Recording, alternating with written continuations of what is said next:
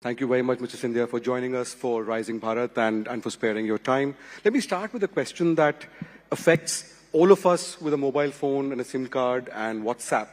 There is a guideline coming in force from tomorrow on SIM binding directions कि अगर आप WhatsApp को अपने कंप्यूटर पे खोल के देख रहे हैं तो और all of us using laptops, computers, phone तो उसमें कुछ घंटे के बाद वो बंद होगा and you have to do it again. So is that guideline, is there any chance of any extension on that, and is Meta going to comply?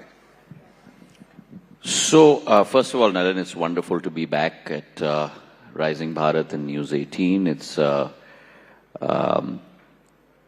event that is always calendarized now. It's almost as if this event has become an institution in itself. So I'd like to congratulate you and Network 18 in terms of putting together a very thought-provoking platform for the country, as well as globally, as India's rise is now being accepted across the globe.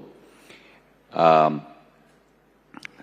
me first start by saying that telecom and mobile technology today is no longer a luxury. If you will, in many ways, it is almost like the blood coursing through our veins.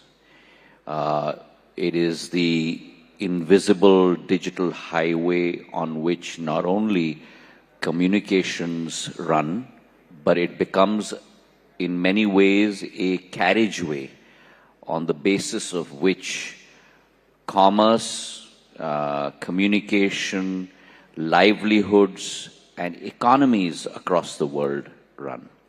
So very akin to what happened in the Industrial Revolution almost over a century ago, where you had the world powers building out railroads and highways.